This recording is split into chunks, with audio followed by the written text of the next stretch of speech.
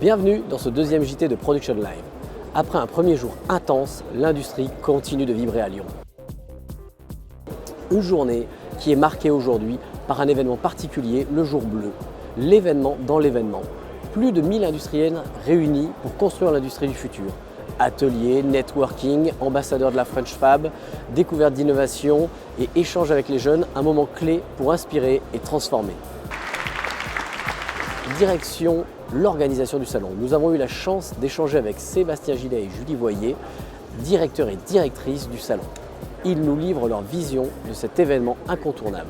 Heureux, on a le sourire avec Julie, on a le sourire déjà parce que les industriels ont le sourire et nous quand ils ont le sourire derrière on est forcément content. Arriver à avoir ces 2500 exposants qui font cette démonstration de force, qui ont mis toute leur créativité, toute leur énergie. Moi je suis extrêmement heureuse d'être là. Sur le terrain, nous avons continué notre immersion en allant à la rencontre des industriels présents sur le salon. Mitu Toyo, Tingalloy, Blazer et Rova. Nous avons échangé avec un grand nombre d'exposants pour prendre le pouls du salon et découvrir comment leurs innovations répondent aux enjeux actuels de performance, de précision et d'efficacité.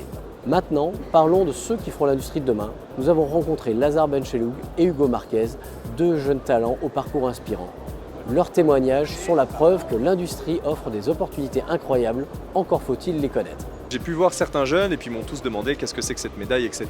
L'industrie d'aujourd'hui, c'est vraiment plus l'industrie des clichés, où c'est sale, où c'est le travail à la chaîne. Enfin, aujourd'hui, c'est vraiment quelque chose de moderne avec des valeurs qui sont très fortes. Il ne faut pas hésiter à se lancer dedans à 200%. Justement, Fanuc France s'engage pleinement pour attirer les jeunes vers ces métiers d'avenir. Florence Berthaud, directrice générale adjointe, nous a expliqué comment les Olympiades Fanuc, qui se tiendront en fin du mois, participent à la sélection des WorldSkills et permettent à une nouvelle génération de se mesurer aux meilleurs en intégration du robotique. Les Olympiades Fanuc, ça va être la 12e édition à la fin du mois. C'est un concours de robotique industrielle et d'intégration de la commande numérique également depuis quelques années, et qui s'adresse justement à tous les étudiants. Il y a à peu près 160 écoles au démarrage, on en retient une cinquantaine je pense à peu près, donc ça concerne quand même presque 200 étudiants. Ça a vraiment pris de l'ampleur et ça a le mérite vraiment de faire connaître ce métier de la robotique qui vraiment mérite encore justement de la lumière et de la publicité.